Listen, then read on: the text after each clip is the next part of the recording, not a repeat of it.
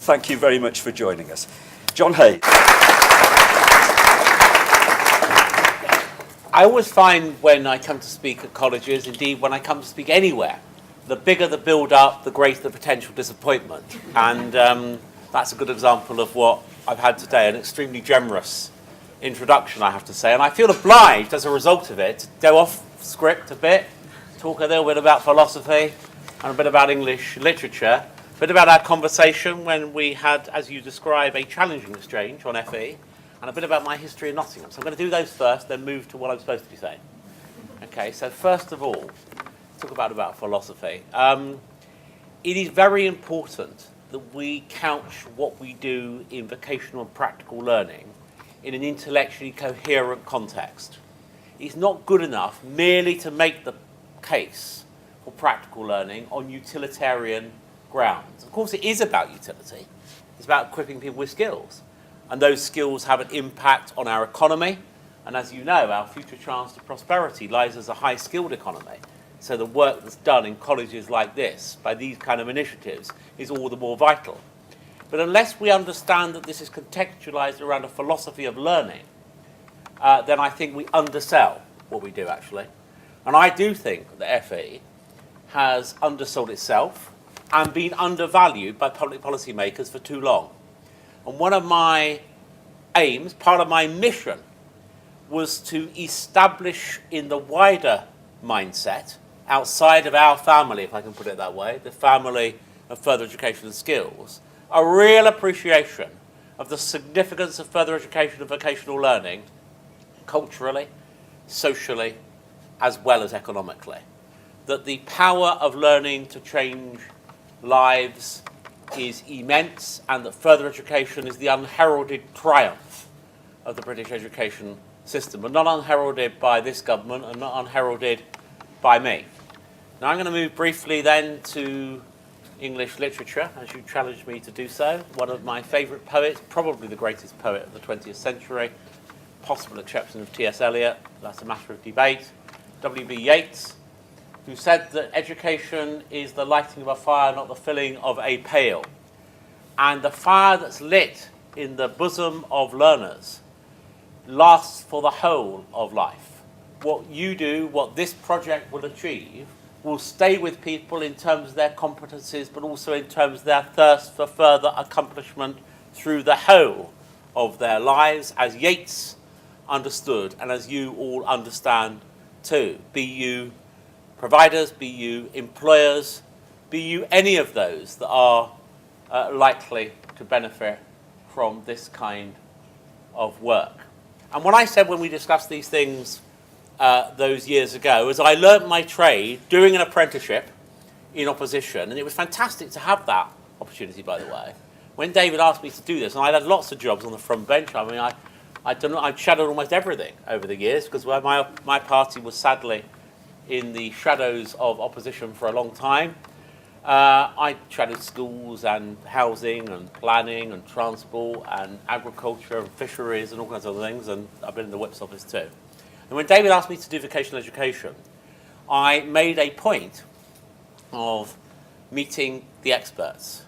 For the people who deliver vocational education are always more expert than I could ever be. How could I be as expert as the people who do this day in, day out, year in, year out, and have done for the whole of their careers? And I tried to listen and learn from them. And the debate we had was about what role colleges should play. Should colleges be specifically targeted around vocational learning, technical learning, or should they have a broader remit?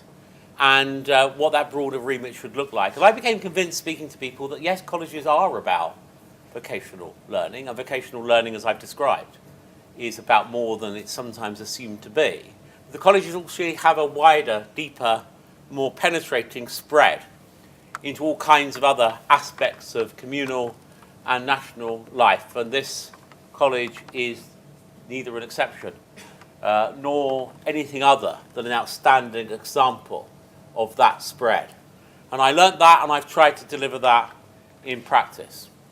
And then to deal with the last point that you raised in your introduction, what I learnt as a boy was that practical skills have not only a value in terms of what they deliver, but a value in terms of their aesthetic. And I learned that as a boy because my father was a working man who could turn his hand to anything. I've never been clever enough to be practical, so I had to become academic and go to university because I wasn't as clever as my father to work with my hands. And so many others of us have had to become academics because, and even intellectuals. You know, I'm a sort of quasi-intellectual.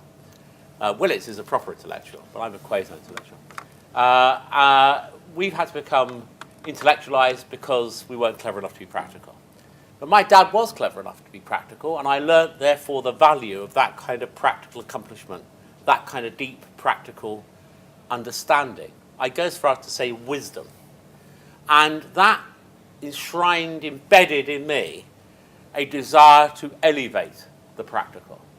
And that's why this government has placed such an emphasis on apprenticeships. People say to me, why apprenticeships? And I say because they're valued by learners, they're understood by employers, they are a brand which has resonance with the wider community. They confer competencies which are measurable, which add to employability, which feed economic purpose, which allow people to be the best they can be, which deliver a sense of worth and prowess through their acquisition.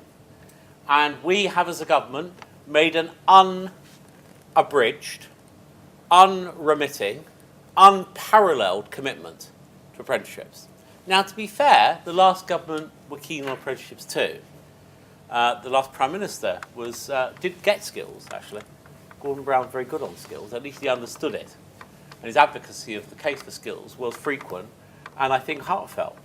But what they didn't do was commit to the agenda in the way we have. Our commitment to apprenticeships in terms of scale and scope and pace is absolutely unparalleled and unprecedented. We've delivered the greatest growth in apprenticeship numbers in the last year ever seen in modern history. We will build more apprenticeships in Britain than we've ever had in a whole of our history. The growth is at all ages, it's across all sectors, and it's all levels. Every part of the country has seen more apprenticeships. The greatest proportion of growth is at level 3, as it ought to be, because we want to drive up skills. We're using apprenticeships both as a route to higher learning with the development of level 4 apprenticeships, and there are now 2,000 plus at level 4 apprenticeships. Bear in mind there were only 200 in 2008-9. We will develop level 5 and level 6, and I intend to develop a new category called master apprenticeships at that level.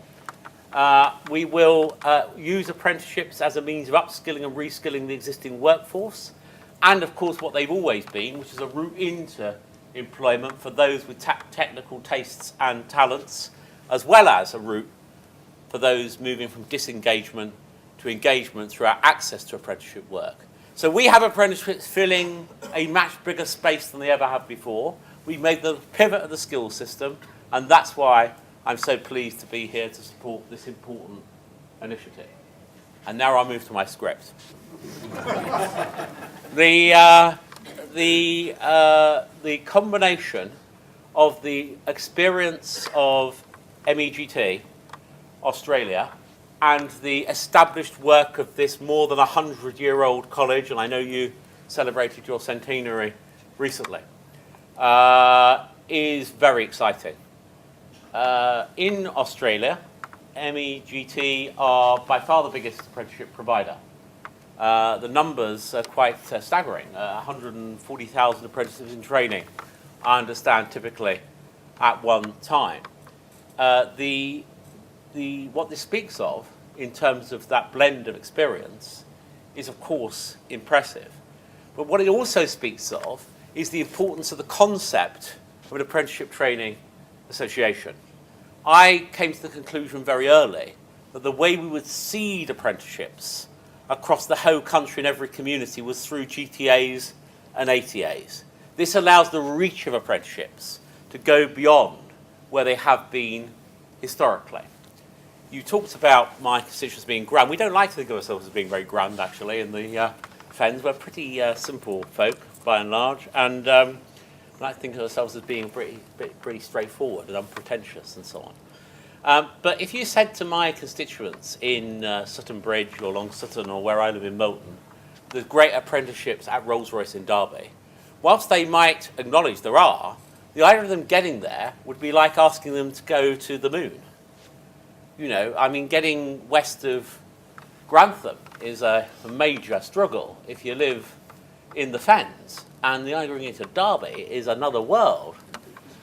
So it only is meaningful to speak of accessible apprenticeships to people in my constituency if they are in the communities where our businesses are and where our people live, particularly young people, with relatively poor public transport in rural areas in particular. How can we realistically talk about apprentices being accessible unless we seed them and spread them into communities, into small businesses? That's the key.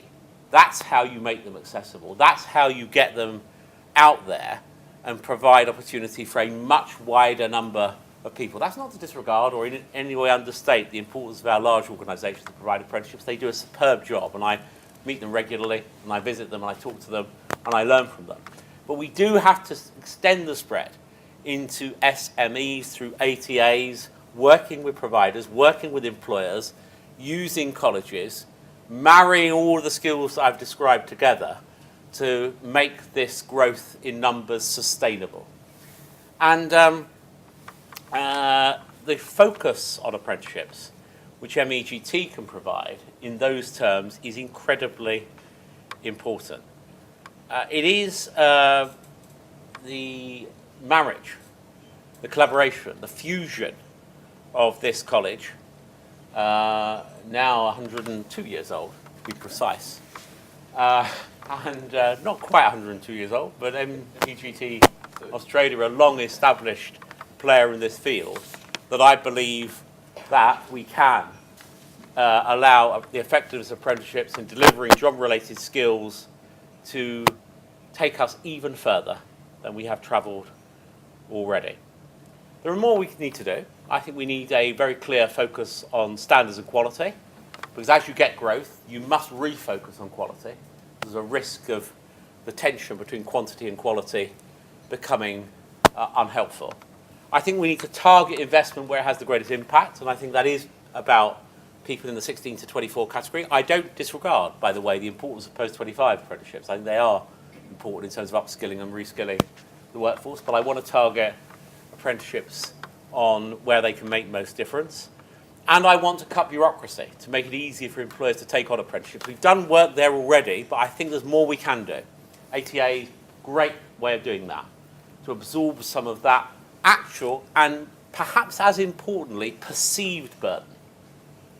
Because the perception of bureaucracy, the perception of the awkwardness, the management, the cost, the fuss of dealing with apprenticeships is probably as important as the reality in terms of people taking the first step in those small businesses, like the small business that I was part of when I left University of Nottingham and worked in the IT industry, and as a result of my efforts, grew it to a bigger business. It's not entirely true, actually. These things are always a mix of luck and judgment, aren't they? And I suspect there's more luck than judgment by and large. So, what a delight to be here. A flying visit. You're getting lunch and I'm not. And that's a cause of great concern. I go as far as to say distress to me, actually. But I will grab my sandwich on the train as I go to another place and another college. The message that I deliver there will be the message I've delivered here. One of absolute confidence in the work of our FE sector. One of real admiration for the collaboration you formed, which I think is innovative, I think exciting, and I think it's going to be immensely valuable to learners, to employers, to our country, to our economy, to our culture. And I think one that returns to where I started with Yeats. I'm inclined to say, rather cheesily, I will arise and go now, actually, but perhaps that is too cheesy. The lighting of a fire that we've tried to light under vocational education, for vocational education, of vocational education, is burning brightly. The fire that you've ignited as a result of this collaboration will burn brightly as a beacon, which shines out a message of achievement, of success, of prosperity across not only the immediate vicinity, but the whole of our country through the example you set. Thank you so much for having me, for being with me, and for all you're doing to make my words your reality. Thank you so much.